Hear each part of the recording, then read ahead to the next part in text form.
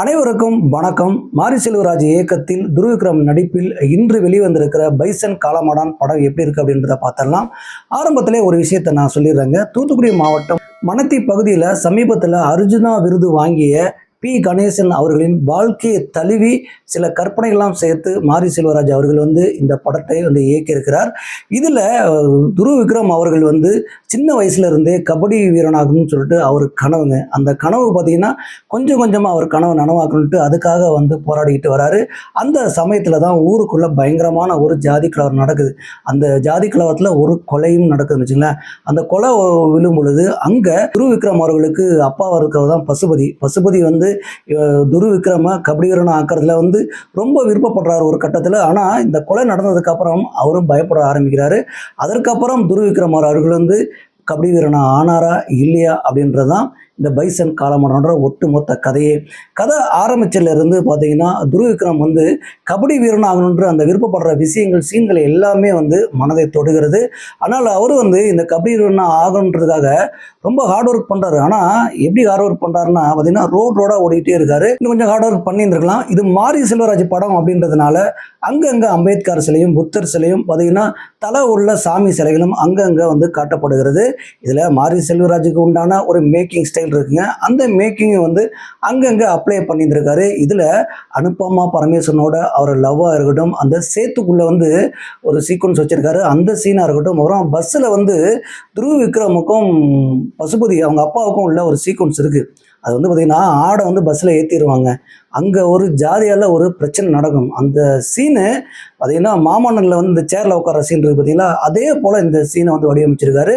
இருந்தாலுமே தேட்டரே அலுவலப்பட்டு போகுது அந்த சீனை பார்த்தனுமே. அதற்கப்புறம் துருவிக்ரமர்களை தன் பேர் லிஸ்ட்டில் வந்துருச்சு அப்படின்ற பார்க்குற சீனில் ஒரு எமோஷனல் டச் பண்ணுறதா இருக்கட்டும், அப்புறமேட்டு அனுபமா பரமேஸ்வரோட அந்த ரொமான்ஸ் சீனாக இருக்கட்டும், இது எல்லாமே துருவிக்ரம் அவங்க அப்பா பேரை நிஜமாகவே காப்பாற்றிட்டாருங்க.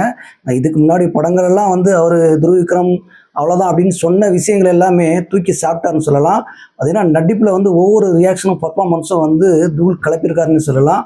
இது விக்ரம் இந்த படத்தை பார்த்ததுக்கப்புறம் ஓகேடா பையன் தேர்ந்துட்டான் அப்படின்னு சொல்கிற அளவுக்கு படம் பார்த்திங்கன்னா படத்தில் அந்த அளவுக்கு துருவிக்ரம் செம்மையாக நடிச்சிருக்காரு. அதுக்கப்புறம் பசுபதி நம்ம சார்பாட் பாரம்பரியில் பார்த்துருப்போம். அவர் ஒவ்வொரு சீன் வர்றதெல்லாம் பார்த்திங்கன்னா குஸ்தி வாத்தியாரோட அந்த பாக்ஸிங் வாத்தியாரை நடிச்சிருப்பாப்புல. அந்த சீன்லாம் நமக்கு இன்னும் ஞாபகத்தில் வந்துக்கிட்டே இருக்குது. அதுக்கு மேலே ஒரு கேரக்டர் தாங்க இந்த பைசனில் பசுபதியோட கேரக்டர். ஏன்னா ஒவ்வொரு ரியாக்ஷனும் பர்ஃபார்மன்ஸும் டயலாக்லாம் தூள் கிளப்பியிருக்காருன்னே சொல்லலாம். அந்த அளவுக்கு பசுபதி பார்த்திங்கன்னா இதில் பூந்து விளாண்டுருக்காப்புல. அந்த அளவுக்கு அந்த கேரக்டரைசேஷன் செம்மையாக இருக்குது. அதுக்கப்புறம் இதில் லால் வராரு, அமீர் வராரு. இவங்களுக்குலாம் என்ன சீன் அப்படின்னு பார்த்தோம்னா, லாலும் ஒரு ஜாதி பிரிவினரை சேர்ந்தவர், இல்லை அமீர் ஒரு ஜாதி பிரிவினரை சேர்ந்தவர். இவங்க ரெண்டுக்குள்ள ஒரு பிரச்சனையை ஒரு பேப்பரில் நியூஸாக வரும். அது மூலியமாகவே கன்வே பண்ண விஷயங்கள் ரொம்ப நல்லாவே இருக்குன்னு வச்சுங்களேன். இல்லை மாரி செல்வராஜோட டச்சு நல்லாவே தெரிகிறது. அதற்கப்புறம் அமீர் அவர்கள் பேசும் வசனங்கள்லாம் பளிச்சுன்னு இருக்கும். அதாவது நம்ம எதுக்காக போராட வந்தன்ற மறந்துட்டு நம்ம ஏதோ ஒரு விஷயத்துக்காக சண்டை போட்டுட்ருக்கோண்டா அப்படின்னு சொல்கிற விஷயங்களாக இருக்கட்டும். லால் ஒரு இடத்துல கன் ஷூட் ஒன்று நடத்துவார். அதுக்கப்புறம் ஊருக்குள்ளே ஒரு கலர் நடக்கிறது, பாம்பு வெடிக்கும். இதோட பார்த்தீங்கன்னா மேட்ச் கட்ஸ் எல்லாம் ரொம்ப அற்புதமாகவே பண்ணியிருந்திருக்காங்க. இந்த மாதிரி ஒவ்வொரு கேரக்டரும் பார்த்தீங்கன்னா படத்தில் உள்ளவங்க எல்லாருமே அவங்க கொடுத்த கேரக்டரை சிறப்பாக பண்ணியிருக்காங்கன்னு சொல்கிறத விட ரொம்ப சூப்பராக பண்ணியிருக்காங்கன்னு சொல்லலாம். மனதில் அப்படியே நிற்கிது. வெளியில் வந்தால் கூட இந்த கேரக்டர் ரொம்ப நல்லா பண்ணியிருக்காங்கல்ல, சூப்பராக இருக்குல்ல அப்படின்னு சொல்லி நம்ம கூட வாழ்வாங்க தெரியுங்களா. நம்ம நண்பர்கள்லாம் இப்போ பார்த்திங்கன்னா தென் மாவட்டங்களில் வாழ்ந்தவங்களுக்கு அது நல்லாவே தெரியும். அங்கே கூட இருந்தவங்க மாதிரியே நமக்கு அந்த நினைவெல்லாம் வருது. அந்த அளவுக்கு ஒவ்வொருத்தரும் அந்த கேரக்டரைசேஷன்லாம் பட்டை கிளப்பியிருக்காங்கன்னு சொல்லலாம். இதில் பசுபதி அந்த பஸ் சீக்வன்ஸ் நம்ம ஆல்ரெடி துருவிக்ரம சொன்னோம். அந்த இடத்துல பசுபதியும் ஸ்கோர் பண்ணியிருந்திருப்பாரு, துருவிக்ரமும் ஸ்கோர் பண்ணியிருப்பாரு. அதுக்கப்புறம் ஸ்டேஷனில் பையனுக்கு எதுவும் ஆயிடக்கூடாதுன்னு சொல்லி போலீஸ்காரன்ட்ட கெஞ்சுவார் பாருங்க. ஒரு தகப்பனாக என்ன பண்ணுவாங்கன்ற ஒரு விஷயம் இருக்குது பார்த்தீங்களா, ஒரு உணர்வு. அதை அப்படியே வேறு விதமாக கொண்டு வந்திருப்பாருங்க. நமக்கெல்லாம் அப்படியே இந்த மாதிரி ஒரு அப்பா இருக்கணும் அப்படின்னு தோணும். நம்ம அப்பா இந்த அளவுக்கு நம்ம கொண்டு வந்துட்டோமே அப்படின்ற ஒரு உணர்வுலாம் வந்துடுறீங்களா, அதை அப்படியே பயங்கரமாக கொண்டு வந்திருப்பாரு. பேக்ரவுண்டு மியூசிக் இருப்பாருங்க, நிவாஸ் கே பிரசன்னா. அந்த இடத்துல உயிரோட்டத்தை பூந்து ரொம்ப யதார்த்தமாக கொடுத்துட்டாப்புல. படம் முழுக்கவே நிவாஸ் கே பிரசன்னா வந்து இசை வந்து அந்த அளவுக்கு வந்து நம்மளை என்ன ஒன்றி பார்க்க வச்சிருக்குது படத்தை. அதுக்கப்புறம் கேமராமேன் தாங்க மெயினாக சொல்லணும். கேமராமேன் வந்து ஒவ்வொரு காட்சிகளிலுமே வந்து பார்த்திங்கன்னா ஒன்றும் இல்லை, வாழை படத்துலேருந்து மேக்கிங், அதுக்கு முன்னாடி படத்துலலாம் மேக்கிங் வந்து மாரி செல்வராஜ் படத்தில் பெருசாக இருக்காது.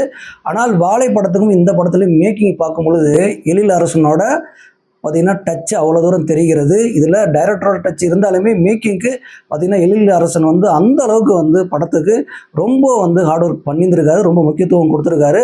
அந்தளவுக்கு மேக்கிங்கில் இந்த மேட்ச் கட்ஸில் இருந்து பார்த்திங்கன்னா விஷுவல்ஸு ஒன்றும் இல்லைங்க.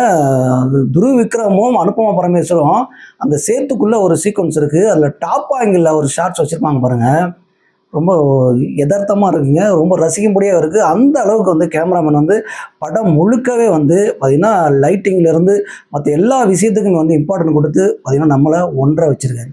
இதில் நிவாஸ் கே பிரசன்னாவோட மியூசிக் நல்லாயிருக்குன்னு சொல்லிட்டோம். ஆனால் பாடல்கள்லாம் பார்த்திங்கன்னா அந்த தீக்குளுத்தி பாடல்லேருந்து பார்த்திங்கன்னா இன்னொரு அந்த அனுபமா பரமேஸ்வரோட ஒரு டுயட் சாங் இருக்குது. இந்த சாங் எல்லாமே வந்து மனதில் நிற்கிற மாதிரியே இருக்குது.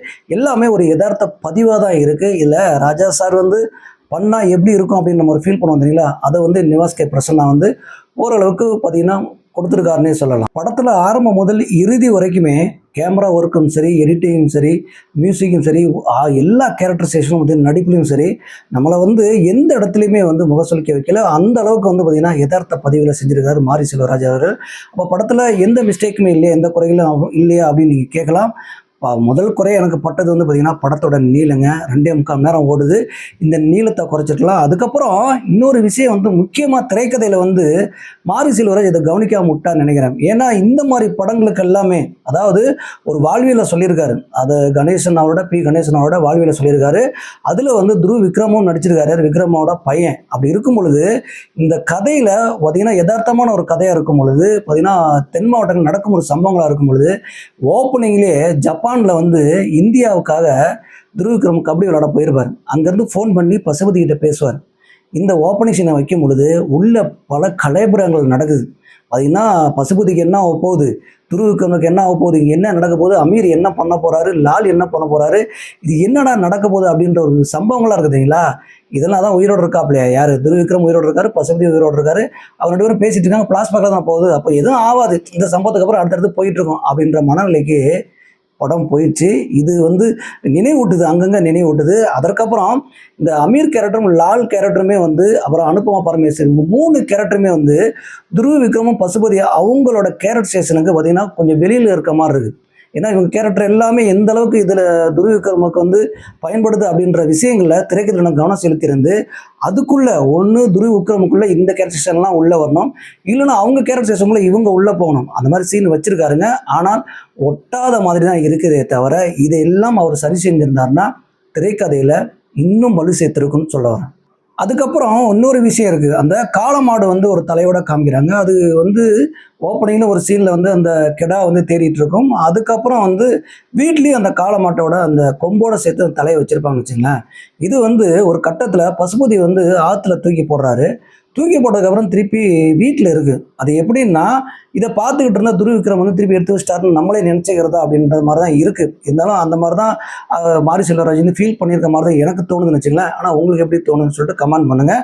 இந்த மாதிரி பார்த்திங்கன்னா அங்கங்கே சின்ன சின்ன லாஜிக் மிஸ்டேக்கும் பார்த்திங்கன்னா திரைக்கதையில் கொஞ்சம் தோய்வும் இருக்க தான் செய்கிறது. என்னதான் இருந்தாலுமே இந்த துருவ் விக்ரமுக்கு வந்து பார்த்திங்கன்னா இது பயங்கரமான ஒரு ஸ்ட்ராங்கான ஒரு கேரக்டருங்க. இது வந்து ஒரு அடுத்த கட்டத்துக்கான அவர் வந்து இனிமேல் வந்து நிறைய படங்கள் அவங்க அப்பா வந்து என்னென்னா நான் பையனோட லைஃப் அவ்வளோதானா அப்படின்னு நினச்சிட்டு இருந்த சமயத்தில் பார்த்திங்கன்னா மாரி செல்வராஜ் வந்து இந்த படத்தில் அவருக்கு வந்து ரொம்ப முக்கியத்துவம் கொடுத்து தூக்கி விட்டுருக்காருன்னு சொல்லலாம். இதில் துருவ் விக்ரமும் வந்து அவர் நடிப்பில் வந்து ரொம்ப கை தேர்ந்துட்டாப்புல, ரொம்ப நல்லா நடிச்சிருக்காப்புல, நிஜமாவே சூப்பராக நடிச்சிருக்காருன்னு சொல்லலாம். ஏன்னா நேஷனல் அவார்டு கூட அவருக்கு வந்து வாய்ப்பு இருக்குது அப்படின்ற ஒரு விஷயம் கூட பேசப்படுகிறது. இருந்தாலுமே இந்த படம் ஒட்டுமொத்த படத்தை பார்க்கும் பொழுது சின்ன சின்ன குறைகள் இருந்தாலுமே ஒட்டுமொத்த படங்களுமே நம் மனதில் நிற்க தான் செய்கிறது. இந்த மாதிரி தொடர்ந்து அடுத்தடுத்த விமர்சனங்களை சந்திக்கும் வரை நன்றி.